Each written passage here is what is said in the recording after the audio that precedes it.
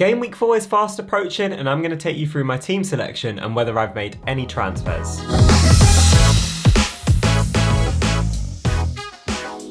Hello everyone, my name is Akshay and welcome back to a brand new FPL video. In today's video, I'm going to take you through my Game Week 4 team selection and discuss what I'm thinking regarding transfers and if I'm going to be making any changes to my team. Just before we get started, if you are new around here and are enjoying the content, please do leave a like on the video and also subscribe to the channel. It really does help the channel grow. And also, if you have any questions regarding your teams for Game Week 4, any dilemmas you may have, leave a comment down below and I will reply to all of your comments. But other than that, let's get into it. So like always, just before I get into my Game Week 4 team selection, we'll have a quick run through on how I did in Game Week 3. So it was a decent week for me. Remember, I did play my wildcard last week. I got 55 points, so overall now I'm on 169 points. I got a nice green arrow all the way up to 1.9 mil because I did fall quite far behind down to 3.3 mil in Game Week 2, so I wasn't really happy with that. But anyway, it was a good week overall. So how my team performed. All the Chelsea boys did well for me. Sanchez kept a clean sheet, Chilwell kept a clean sheet, and Nicholas Jackson scored his first goal for Chelsea.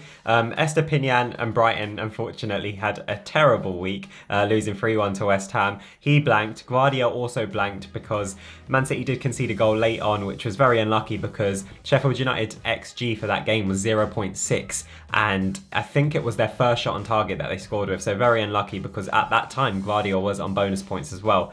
However, going on to the midfield, Saka got a return for me scoring the penalty, got 8 points. Foden came on to assist the winning goal for Rodri and Man City, which was nice because it was quite unfortunate that he didn't start because of illness, but at least he did come on and get a return for me. Matoma, like I said, of Estepinian, they had a nightmare. He blanked. And Bromo blanked. Maddison was my star man for this week, getting 10 points. I was super happy with that. And then, of course, Erling Haaland was my captain this week. He did only get 8 points for me because he did miss the penalty and then score a goal. So it is what it is. Overall, I'm not complaining with that week. I am quite happy with it. On my bench, however, though, if you guys saw my team selection video last week, I did initially have Maddison on the bench. And this is why it's important to follow me on Twitter because this is pretty much my final team that I showcase in my team selection video, but things can change last minute, just how the Maddison news broke out that he was fit. He was on my bench initially and I did bump him up to my starting team. However, I didn't do the same for Udogie. So he scored 12 points, he got an assist and he got a clean sheet, and it was really unfortunate that he wasn't in my team, but you can't win them all and you can't always have everybody in your team playing.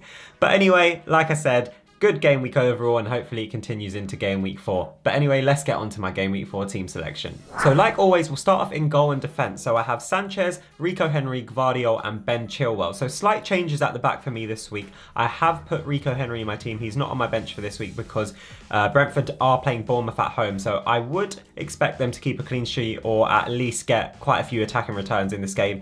Bournemouth are looking decent attacking wise under the new manager. However, Brentford are also a very strong team and they are playing at home, so you would always back the home fixture, especially against somebody lower down the table on paper. Next we have Gvardiol, who is playing Fulham at home. I really do think City will keep a clean sheet in that because Fulham are joint worst in the league for expected clean sheets so far this season, and they also ranked 4th worst for expected goals in the league so far. So you would expect City to absolutely batter them, but they are on some good form in their last 2 games in all competitions because they did get the 2-2 draw against Arsenal and they also knocked out Tottenham in the Carabao Cup. So they are going into that game with a lot more confidence, but City are City and I really do think they'll just get the job done comfortably in that game.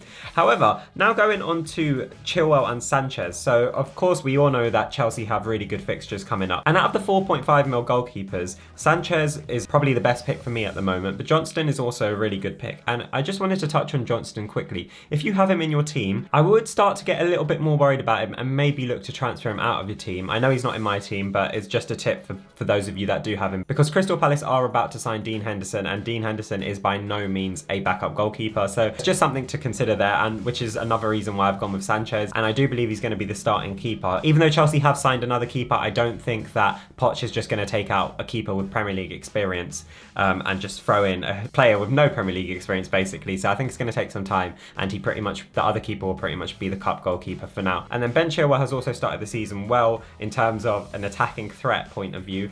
He did finally keep a clean sheet in Game Week 3, and he shocked, I think, the whole footballing world when he decided to go through on goal. No one was near him, and not shoot. He decided to try and square it to Sterling. And that was extremely frustrating being a Chilwell owner. But at the end of the day, it does show that he's getting really good positions. He's basically playing left wing for Chelsea and they are very attacking and direct. So you got to have Chilwell in your team. I mean, they've got Nottingham Forest, Bournemouth, Aston Villa, Everton and Burnley in their next 5 games. So you would back them to get a lot of goals, and hopefully Chilwell can replicate the man who's playing on the right at the moment in Gusto and get some assists as well as goals. So that would be very nice. But yeah, anyway, moving on to the midfield now. I have Mbeumo, Saka, Foden and Maddison. Just like I said with Rico Henry, Mbeumo and Brentford have a home fixture against Bournemouth, and of course, as we know, Mbeumo's on penalties as well. And he basically is playing up front alongside Wissa in a lot of parts of Brentford's game, especially when they are attacking, obviously. According to predicted points as well this week, Mbeumo is ranked 3rd highest out of all the midfielders for the highest expected points with 5.5, which is nice. But moving on to the man who's ranked 4th out of all the midfielders this week for predicted points, and that is Bukayo Saka.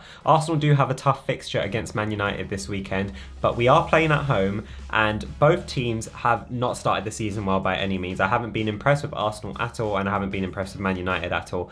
But Man United obviously have Shaw out now, they have Varane out. And there is rumours that Højlund may be making his debut. Let's wait and see what happens with that. But Man United have not beaten Arsenal in the Premier League at home, at Arsenal's ground, I should say, since 2017. And it's always been quite a high-scoring game. It's I think the last 4 or 5 in a row have been 3 goals to the winner. But I am backing Saka, obviously. He's Arsenal's star man. He's probably going to be absolutely buzzing that he's won PFA Young Player of the Year as well. So I think Arsenal are going to do the job against United this weekend for sure. And obviously Saka's going to be in the heart of it all. Next up, we have another man who's ranked very high for predicted points this week, and that is Phil Foden. He's ranked 2nd highest, just behind Mo Salah. But he was very unlucky not to start in Game Week 3, like I mentioned in my Game Week 3 team review, because of illness. I do believe, fingers crossed, he is going to be starting now going into the next few game weeks, but obviously there's a little bit more competition there with Man City signing Doku now, and also them signing Nunes from Wolves, because you would probably most likely see now Rodri playing in centre mid alongside either Kovacic or Nunes, but then you've got to fit in Bernardo Silva, you've got to fit in Alvarez, Foden. Obviously, I think Doku will be mainly a rotator this season, but there is a lot more competition now out of nowhere. As we all know, he does have explosive whole potential in him, and yeah, I'm confident on my move regardless of all the noise that's going on around City and who's going to be playing and who's not going to be playing. And finally, to complete the midfield, we have James Maddison. Tottenham are playing Burnley away. They've just got knocked out of the Carabao Cup, which obviously isn't the best for their confidence. However, their league form so far has been decent, and a good thing to note, by the way, about Tottenham and especially Chelsea as well.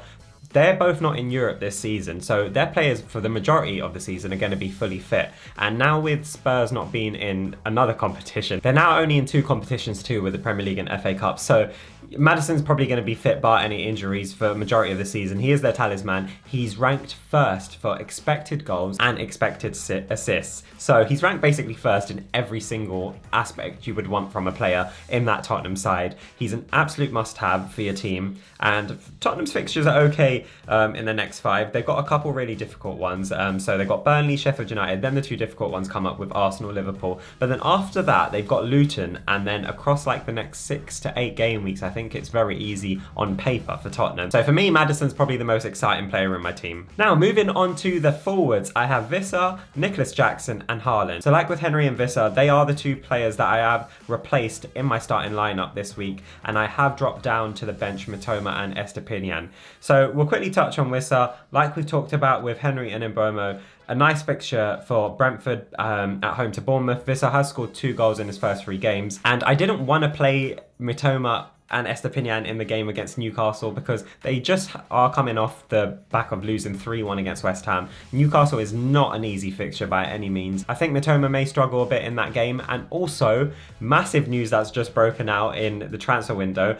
Brighton are about to sign Ansu Fati on loan for a year, and his main position is left wing, and he is way too good to be a sub player. So it's going to be big competition now for Mitoma, and obviously Fati can play on the right as well. So if you've got Solly March in your team, that's something to consider. They're just spoilt for a choice with their attackers at the moment, and none of them are safe in minutes now. So it's a bit of a tricky one. I am looking to transfer out Mitoma and Estepinian soon, especially Mitoma in the next game week, but we got to wait and see what happens. I basically, if you haven't seen yet on the top left of the screen, I have rolled my transfer this week. So next week I'll have 2 free transfers, and I am highly considering moving out my Brighton assets because they do have a tough fixture run. And now with all the uncertainty around who's going to be playing in the attacking positions with them with the signing of Fati, it's just not worth it for me at the moment. And with Estepinian, I just don't see him keeping any clean sheets in the next 5, which is why I've dropped him down to the bench as well. But we'll move on to Nicholas Jackson now. Finally got his first goal for Chelsea, and we're definitely seeing a brilliant connection blossom between him and Sterling at the moment. Before he scored that goal, he was the player with the most big chances missed in the Premier League. So it is saying something. You can take positives and negatives from that. Obviously, it's kind of like the Darwin Núñez situation last season where he was getting himself into such good positions but just not scoring. But thankfully, Jackson has got off the mark and scored his first goal for Chelsea. But the pros you take from it is he is getting in really good positions to score. And a lot of the time, if you've watched Chelsea this season, Sterling, especially in the last 2 games, Sterling has been playing Nicholas Jackson in behind quite a few times, and it's one of them where Nicholas Jackson is just running so fast on the ball, he forgets the ball and then just leaves it, and then the defenders catch up with him. So if he's just a little bit more clinical, he probably will be scoring a lot more goals, and you can't ignore the run in. I think he is going to be banging in quite a few goals during the next 5 games in particular. Finally is Erling Haaland. It's probably a bit boring to talk about Haaland now, but he did have quite a bad game in game week 3 against Sheffield United. Let's not get it twisted. He missed about 3-4 big chances in that game. He could have scored a hat-trick easily. Obviously, he missed the penalty too.